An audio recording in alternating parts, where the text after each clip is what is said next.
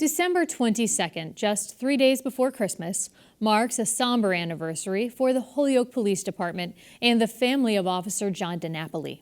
It was 20 years ago that DiNapoli was gunned down in his car responding to a call he volunteered to take in Holyoke's Churchill neighborhood.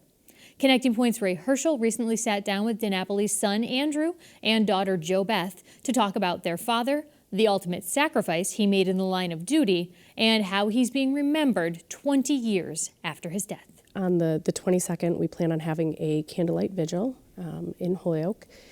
It'll be held at night. We're going to, right outside the police department in front of the statue. From 4 to 5, kids will be able to enjoy the merry-go-round. And then from 5 to 6, we're going to, have some speakers, have the candlelight vigil itself, some music, songs. And then again, from 6 to 7, kids will be able to go back and enjoy the merry-go-round. We thought it was especially important to try to open the merry-go-round that day because my father had such a love for children. Like that was, if there's one thing that I think a lot of people really know and remember about him, was how much he loved kids. I don't even know if a lot of people know this, but at one point he was McGruff, the crime dog. They used to have a community policing station that he would work, and I would go to visit him, and it was like nothing for me to walk in and see him surrounded by 10 to 12 kids, him and all these children just coloring and, kids from the neighborhood. So it's going to be a family-friendly event, obviously. Absolutely going to be a family-friendly event, and we just wanted it to really, truly be a celebration about him and what he represented to, not just us, but the community as a whole. And this will be right at the police station, yes. Right across the street from the police station where the statue is. Correct. Andrew, how are you remembering your dad 20 years after his tragic passing? I obviously think of my dad every day. Next June will mark 20 years that I've been a police officer in the city of Holyoke. So, I still work with some of my dad's close friends. I patrol the same streets that he patrolled.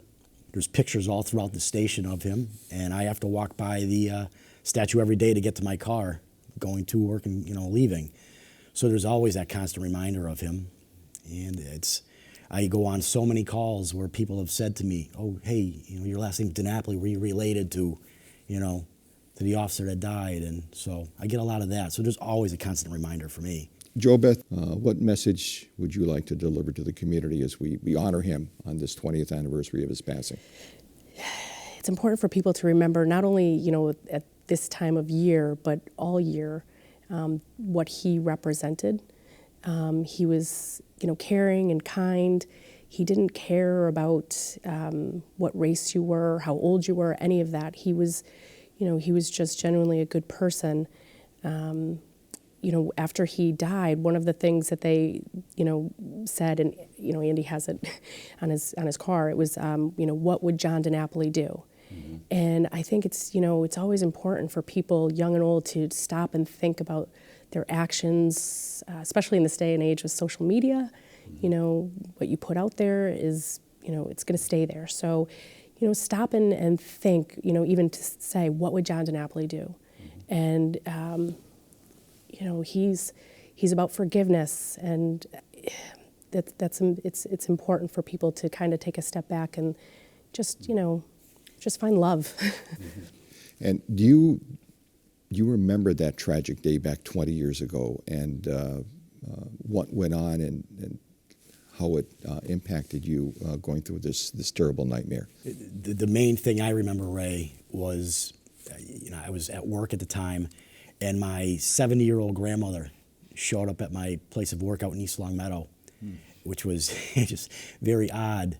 And she said to me that my dad was hurt and that he was in the hospital, and that she was there to take me to the hospital. I remember arriving at Bay State, and there were news teams outside, never giving it any thought at all that it was about my dad. I remember walking into the emergency room and seeing some of my dad's close friends right there. His best friend, George Gerard, grabbed me, gave me a big, big hug, and basically threw me into a room where the rest of my relatives were, and they, I remember them. They were all crying, and it was my aunt that had to tell me that that my dad passed. Yeah. How about you, Jobeth, your recollections of that terrible night? So at the time for me, I was working at Dean Tech High School. I had gotten a call from the office that I had gotten a phone call from the police station. So I went down and I assumed it was my dad because he would come and see me at work all the time. So it was, it was not unusual for her to say, you've got a call from the police station. When I picked up, there was no one there. But then two people from the police station that were friends with my dad, it was Janie DeShays was one of them. She came in and she said, your dad's been hurt. We're gonna take you to the hospital. Before they could take me, my Aunt Beth, who's very close to Andy and I, she intercepted me, and she showed up and she said, I'm gonna take her. The whole ride, I just remember riding on 91, saying to her, oh, he probably hurt his back. He's just moving into a new house. He should have waited for Andy to help him, and just never, like I said, same like Andy, kind of never thought anything of it. Got to Bay State. Went to, the nurse's station, and I said, I'm here to see my dad, John DiNapoli. And she was looking it up, and I said, he's a police officer? And that's when, she grabbed somebody else, and another nurse came over and said, I'm going to take you over to a conference room. It didn't register. I was thinking, okay, they must need like an okay to do surgery. And as I got closer, I saw D.A. Bennett. So one of my friends, Mike McMahon, who had, I think he had just gotten on the department, and he hugged me and he said, I'm so sorry. Oh. And when they opened the door, it was, again, my my Aunt June and my uncle, they were in there. My Aunt June was my dad's sister, and I finally just said, will someone please tell me what's going on? And she's the one that said he's gone. As I recall to that day, I think your dad was on administrative duty, I believe, and he kind of volunteered when the call came in for help in that neighborhood, didn't he? That day, he was just coming in. He was going to put in some slips for new tires for the cruisers. He had just dropped off one of the guys at the courthouse and was heading back, and the call came through, and he was in the area. Mm-hmm. And when he took the call, he basically, it was that there were two guys that were fighting in the area, and when he got there, there was only, the one there, and he started to run from him, so.